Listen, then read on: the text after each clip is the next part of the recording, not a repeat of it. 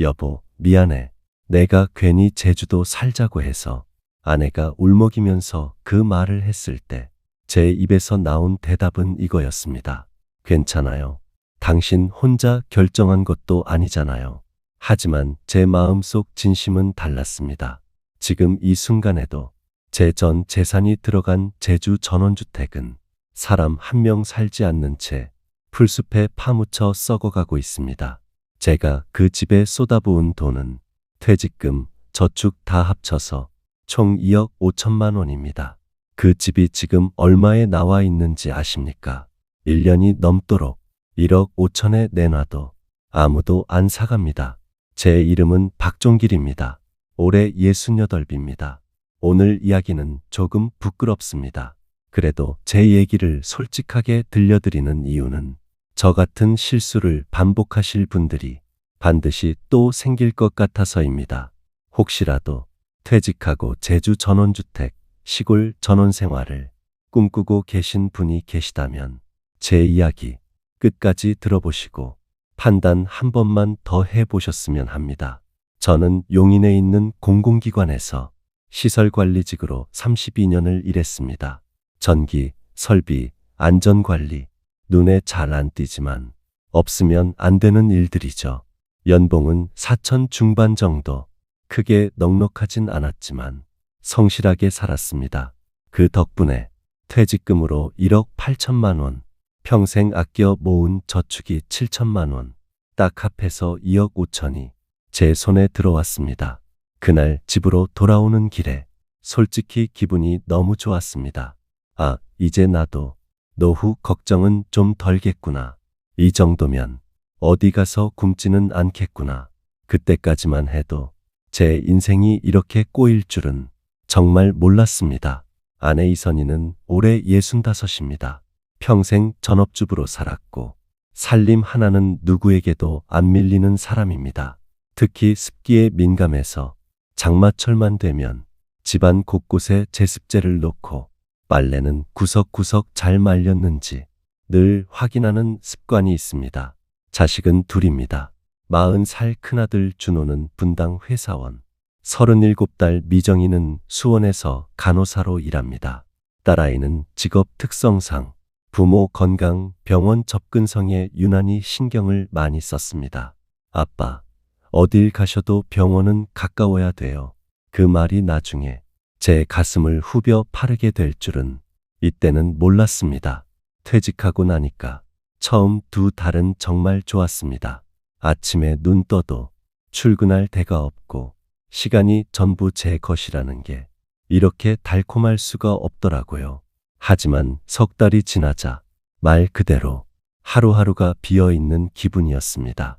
아침에 일어나 혈압약 먹고 전기 주전자에 물 끓여 커피 한 잔 내려 마시고 뉴스 보고 낮잠 자고 그러다 보면 하루가 끝입니다. 32년 동안 늘 바쁘게 살던 몸이 갑자기 할 일이 없어지니까 몸은 편한데 마음이 이상하게 불안했습니다. 마침 코로나라 집 밖 활동도 줄어들던 때라 자연스럽게 유튜브를 많이 보게 됐습니다. 그리고 어느 날부터인가 알고리즘이 제 눈앞에 자꾸만 이런 영상들을 보여주기 시작했습니다. 제주도 전원생활 브이로그, 한라산 보이는 집에서의 아침, 텃밭 가꾸며 사는 느긋한 중산간 라이프, 한라산을 배경으로 아침에 커피 마시는 모습, 텃밭에서 상추를 따서 바로 밥상에 올리는 장면, 조용한 마을을 산책하는 노부부의 뒷모습, 볼수록 마음이 흔들렸습니다. 아, 저게 진짜 노후지. 나는 왜 아직도 이 빌라에 있지? 이런 생각이 자꾸 들기 시작했습니다. 어느 날 저녁, 저도 결국 그 말을 꺼냈습니다. 여보, 우리도 제주도 가서 살아볼까? 아내는 처음엔 갑자기 웬 제주도야? 의아해했습니다. 그러다 조금 생각하더니 이렇게 말했습니다. 시내 쪽은 시끄럽고 복잡할 것 같고 조용한 동네라면 공기 좋고 습지만 잘 잡히면 괜찮을 것 같기도 하네. 그 한마디가 제 등을 확 밀어버렸습니다. 그래, 우리도 한 번쯤은 꿈꾸던 삶을 살아보자. 그때부터 저는 완전히 제주 전원생활 모드에 들어갔습니다. 유튜브, 인터넷 카페, 부동산 앱까지 깔아가며 제주 정보를 파고들었습니다. 제주도 한 달 살기 후기, 중산간 전원주택 장단점, 그렇게 몇 주를 보내다 보니 어느 순간 이런 확신이 생기더라고요. 아, 이게 내가 살아야 할 곳이구나. 남은 인생은 여기서 보내야겠다. 2022년 3월부터는 실제로 제주를 오가기 시작했습니다. 한 달에 한두 번 비행기 타고 내려가 이틀씩 묵으면서 집을 보러 다녔습니다. 처음에는 제주시, 서귀포시 아파트들을 둘러봤습니다. 하지만 작은 아파트도 기본이 3억이 넘었습니다. 이 돈이면 서울 근교 신축 전세나 얻지. 굳이 제주까지 와서 아파트를 살 필요가 있을까? 그러던 중 한 공인중개사가 이렇게 말했습니다. 선생님, 진짜 전원생활 하실 거면 중산간으로 가셔야 합니다. 공기 좋고 조용하고 관광객도 안 올라옵니다. 그 말에 솔깃해졌습니다. 표선과 남원 사이 작은 중산간 마을 하나를 소개받았습니다. 한라산이 정말 손에 잡힐 듯 보이는 곳이었습니다. 그곳에서 대지 250평, 건물 40평짜리 25년 된 단독주택 하나를 보게 됐습니다. 외벽엔 균열이 있고 창호도 낡았고 곳곳에 장판이 들떠 있긴 했지만 골조는 튼튼합니다. 리모델링만 하면 진짜 좋게 나올 집이에요. 중개사가 자신 있게 말했습니다. 가격은 1억 6천만 원이었습니다. 서울, 경기 아파트 가격을 생각하면 거의 꿈 같은 가격이었죠. 아내와 함께 마당, 방, 주방, 욕실 천천히 둘러봤습니다. 넓은 마당을 보며 아내가 이렇게 말했습니다. 여보, 여기 좋다. 여기다가 텃밭 만들고 상추랑 고추 심어서 손주들 오면 쌈 싸 먹이면 얼마나 좋아요. 그 말을 듣는 순간 제 머릿속에서는 이미 모든 계산이 끝난 상태였습니다. 집값 1억 6천, 리모델링 대충 8천, 합해서 2억 4천, 제 전 재산 2억 5천으로 딱 들어오는 금액이었습니다. 평생 살 집인데 이 정도 투자는 해야지. 그렇게 생각했습니다. 자식들에게도 얘기를 꺼냈습니다. 아버지, 겨울에 눈 오면 길 막혀요. 중산간은 진짜 외진 곳이에요. 아들 준호는 계속 그 말을 반복했습니다. 아빠, 병원은 가까워야 해요. 고혈압 있으시잖아요. 대학병원 있는 데서 너무 멀어지면 안 돼요. 딸아이 미정이는 의료 접근성을 거듭 강조했습니다. 하지만 그때 저는 이렇게 말했습니다. 살다 보면 다 적응하는 거야. 도시에서만 살다 와서 그렇지. 결국 제 말이 더 컸습니다. 2022년 5월 저는 그 집을 1억 6천에 계약했습니다. 계약금 10%, 1,600만 원을 쏟아붓는 순간 심장은 두근거렸습니다. 이제 나도 제주 사람이다. 그때는 몰랐습니다. 그 도장이 제 인생을 통째로 흔드는 시작이 될 줄은. 잔금을 치르고 열쇠를 받아 들었을 때 저는 정말 행복했습니다. 용인에서는 평생 전세로만 살았는데 처음으로 제 이름이 적힌 집이었습니다. 하지만 막상 천천히 집을 뜯어보니 문제가 하나둘 보였습니다.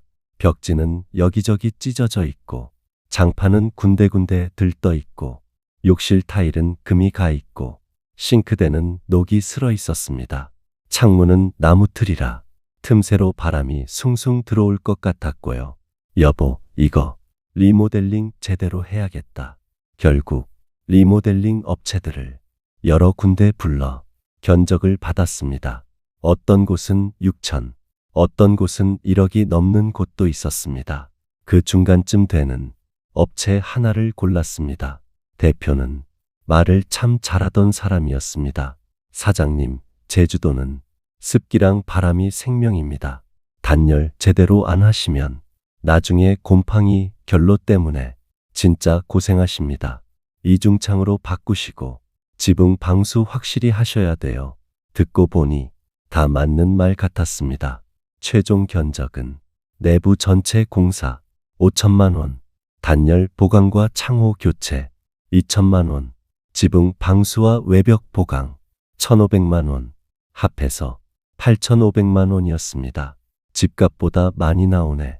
솔직히 깜짝 놀랐지만 평생 살 집인데 대충 했다가 후회하느니 한 번에 제대로 하자.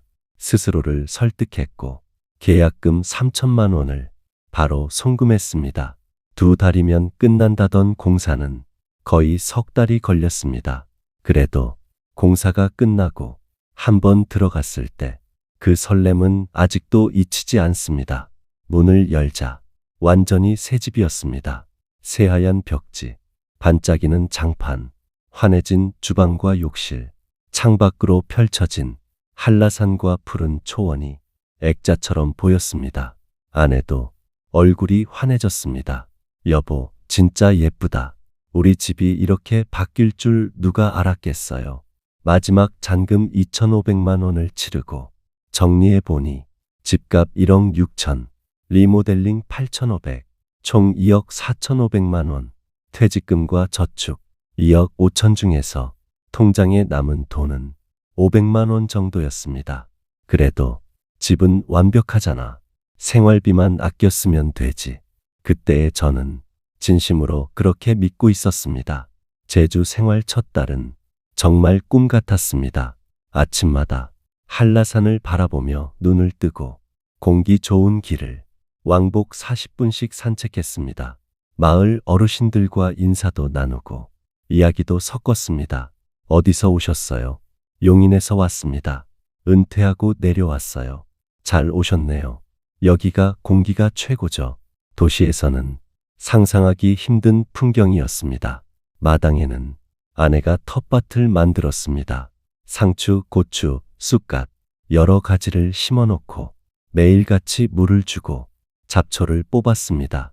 여보, 여기서 키운 걸로 손주들 오면 쌈 싸서 먹이면 얼마나 좋을까요? 정말 행복한 시간들이었습니다. 하지만 행복은 길지 않았습니다. 장마가 시작되면서 균열이 생기기 시작했습니다. 처음에는 안방 천장 한쪽에 동전마 난 물 얼룩이 생겼습니다. 만져보니 축축했습니다. 이게 뭐야? 지붕 방수를 했다던 업체에 전화를 걸었습니다. 하지만 전화는 계속 꺼져 있었습니다. 직접 사무실까지 찾아갔더니 옆 가게 주인이 이렇게 말했습니다. 아, 거기요. 한참 전에 문 닫았어요. 그 말을 듣는 순간 다리가 후들거렸습니다. 8,500만 원을 맡긴 회사가 연락조차 되지 않았습니다. AS는커녕 찾아가 따질 곳조차 없었습니다. 다른 업체를 불러 점검을 받았습니다.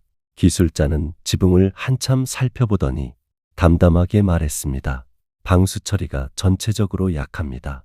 손으로 조금만 만져도 틈이 벌어집니다. 부분 수리로는 안 되고요. 어느 정도 보강은 해야 합니다. 견적은 수백만 원 단위였습니다. 이때부터였습니다. 아, 이게 시작이구나 하는 불길한 예감이 들기 시작한 게 거실 벽지에는 습기가 차오르며 벽지가 들뜨기 시작했고 욕실에는 곰팡이가 생겼습니다. 제습기를 사고 실리콘을 다시 바르고 바닥 장판을 뜯고 다시 깔고 조금씩 돈이 새어 나가기 시작했습니다. 하지만 문제는 집만이 아니었습니다. 생활 인프라도 점점 버거운 현실로 다가왔습니다. 마트는 자동차로 왕복 50분 거리, 병원은 차로 30분. 처음에는 전원생활은 원래 이렇지 라고 넘겼지만 막상 건강에 문제가 생기자 이게 얼마나 큰 스트레스인지 그때 알았습니다. 어느 날 혈압이 갑자기 치솟아 머리가 깨질 듯 아팠습니다. 여보, 나 병원 가야겠어. 비를 뚫고 차를 몰고 30분을 달려 내과에 도착했습니다. 의사 선생님은 약을 더 강하게 처방해 주시며 이렇게 말했습니다. 이 나이에는 가까운데 병원이 있는 게 생명줄입니다. 가능하면 정기적으로 바로바로 올 수 있는 거리에서 사시는 게 좋습니다. 돌아오는 길에 운전대를 잡고 많은 생각이 들었습니다. 내가 지금 무슨 짓을 한 거지? 겨울이 되자 또 다른 현실이 우리를 덮쳤습니다. 중산간 겨울바람은 상상을 초월했습니다. 집 전체가 바람에 흔들리는 느낌이 들 정도였습니다. 난방비는 용인에 있을 때보다 2배 가까이 올랐습니다. 하루 종일 보일러를 강하게 돌리면 집안은 따뜻했지만 그만큼 고지서가 무서웠습니다. 아내는 점점 편두통과 불면증을 호소했습니다. 여보, 이불이 자꾸 눅눅해요. 집이 항상 축축한 느낌이에요. 밤에 눕는데도 냄새가 나는 것 같아요.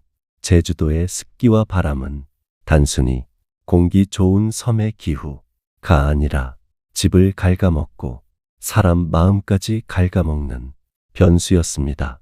결정적인 사건은 폭우가 쏟아지던 어느 밤 벌어졌습니다. 천둥 번개가 치는 새벽, 거실에서 뚝뚝 떨어지는 소리에 잠에서 깼습니다. 거실 천장 세 군데에서 물방울이 떨어지고 있었습니다. 아내는 거의 울기 직전이었습니다. 여보, 이게 집이에요. 캠핑장도 아니고 양동이 돼야 집에 있는 그릇이란 그릇은 다 꺼내 빗물을 받아야 했습니다. 하룻밤 사이에 집안은 엉망이 됐습니다. 다음 날 점검을 나온 기술자는 이렇게 말했습니다. 지붕 전체를 다시 해야 합니다. 방수막이 여기저기 찢어지고 천장 석고보드도 물을 잔뜩 먹어서 위험합니다. 대충 막아서 안 됩니다. 견적은 1천만 원이 넘었습니다. 그때 제 통장에 남아있던 돈은 3천만 원 정도였습니다. 여보, 이 집은 우리가 감당할 수 있는 집이 아닌 것 같아요. 아내가 처음으로 그 말을 꺼냈습니다. 그 말을 듣는 순간 가슴이 철렁 내려앉았습니다. 제 마음 속에서도 이미 같은 생각이 돌고 있었기 때문입니다. 결국 수리는 해야 했습니다. 그대로 두고 살기에는 너무 위험했습니다. 지붕 공사 계약금 600, 민박 한 달 살이 180, 잔금 600. 그렇게 통장 잔고는 1,800만 원까지 줄었습니다. 마음속 불안은 이제 현실이 되었습니다. 이 집은 우리가 버티는 한 계속 돈을 삼켜버리겠구나. 딱 그때 아내가 쓰러졌습니다. 어지럼증과 구토 증상, 병원에서는 스트레스성 어지럼증이라고 했습니다. 아내가 침대에 누운 채 울먹이며 말했습니다. 여보, 저 여기에서 더는 못 살겠어요. 제발 그냥 올라가요. 그 말을 듣는 순간 제 안에 있던 버팀목이 완전히 부러져 버렸습니다. 그래, 우리 이제 그만하자. 결국 아내는 먼저 용인으로 올라갔습니다. 저는 집을 정리하고 매도 절차를 밟기 위해 제주에 남았습니다. 그 넓은 집에 혼자 남으니까 정말 숨이 막혔습니다. 밤이 되면 바람 소리만 들렸습니다. 처음 제주에 왔을 때 그렇게 좋게 들리던 바람 소리가 이제는 저를 비웃는 소리처럼 느껴졌습니다. 바로 부동산에 매물을 냈습니다.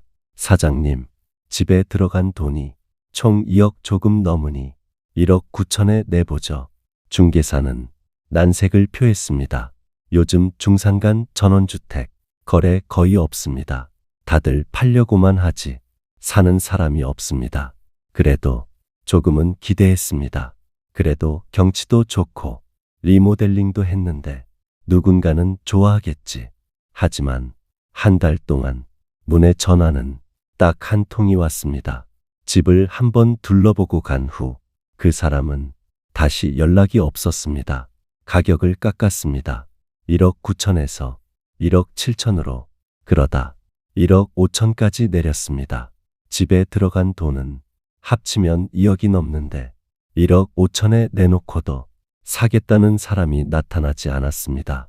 중개사는 이렇게 말했습니다. 사장님, 솔직히 중산간 전원주택은 지금 시장에서 황금성이 거의 없습니다. 사람들이 이제 전원 생활의 현실을 알기 시작해서 잘 안 들어옵니다. 그 말을 듣는 순간 확 밀려오는 게 있었습니다. 아, 나는 이제 와서 그걸 배운 사람이구나. 결국 2025년 초 저도 제주를 완전히 정리하지 못한 채 용인으로 돌아왔습니다. 제주 집은 여전히 1억 5천짜리 매물로 남아있고 사람이 살지 않는 동안 곰팡이, 누수, 잡초 때문에 사진으로만 봐도 점점 더 망가져 가고 있습니다. 조금이라도 정 붙였던 그 집이 이제는 제 노후 자금이 썩어 들어가는 현장이 되어 버렸습니다. 용인에 돌아와 보증금 1,000, 월세 65만 원짜리 빌라에 다시 살게 되었습니다. 남은 돈은 600만 원 정도 국민연금과 기초연금으로 생활비를 겨우 메꾸고 그래도 안 돼서 편의점 새벽 알바를 나갑니다. 68세 편의점 알바. 스스로 생각해도 참 서글픈 타이틀입니다. 하지만 살아야 하니까 버팁니다. 지금 이 이야기를 이렇게 길게 늘어놓는 이유는 단 하나입니다. 지금 이 순간에도 유튜브, 블로그, 카페에서는 저처럼 전원생활 로망에 빠져 계신 분들이 수없이 많기 때문입니다. 저는 그분들께 꼭 이렇게 말씀드리고 싶습니다. 제주도 시골 전원주택 절대 나쁜 선택 아닙니다. 하지만 반드시 이 5가지를 먼저 계산해 보셔야 합니다. 첫째, 의료 접근성입니다. 나이가 들수록 병원까지 몇 분 걸리는가가 곧 생명줄입니다. 차로 30분 넘게 걸리는 곳이라면 한 번 더 생각해 보셔야 합니다.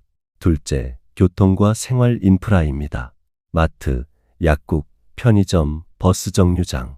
이 4가지가 걸어서 닿지 않는 곳이라면 기본 생활 자체가 쉽지 않습니다. 셋째, 기후와 집 관리입니다. 특히 제주도는 습기와 바람, 염분이라는 적이 있습니다. 리모델링을 아무리 잘해도 집은 빨리 상합니다. 생각보다 훨씬 자주, 훨씬 많은 수리비가 들어갑니다. 넷째, 부동산의 황금성입니다. 안 팔릴 수도 있다는 전제를 반드시 깔고 들어가야 합니다. 필요할 때 바로 현금화가 안 되면 그 집은 자산이 아니라 짐이 됩니다. 다섯째, 노후 자금의 안전성입니다. 전 재산을 집 하나에 몰아 넣으시면 안 됩니다.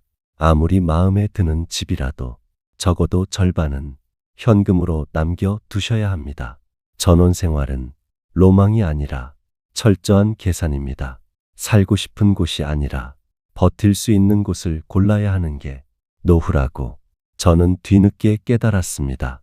지금 이 영상을 어디에서 어떤 상황에서 듣고 계신지 모르겠습니다. 혹시 나도 제주 전원주택 한번 이런 생각 한 번이라도 해보신 분이라면 제 이야기를 마음 한구석에 조금만 담아두셨으면 합니다. 여러분은 제 실수를 반복하지 않으셨으면 합니다. 저는 제 인생 32년의 퇴직금과 평생 모은 저축 2억 5천을 이렇게 날렸지만 여러분은 여기서 멈출 수 있습니다. 이 이야기가 조금이라도 도움이 되셨다면 구독과 좋아요 한 번씩 눌러주시고 꼭 댓글로 여러분의 생각도 들려주세요. 전원 생활을 꿈꾸고 계신지, 이미 하고 계신지, 혹은 저와 비슷한 경험을 하셨는지, 여러분의 한마디 한마디가 또 다른 누군가의 노후를 지켜줄 수 있다고 믿습니다.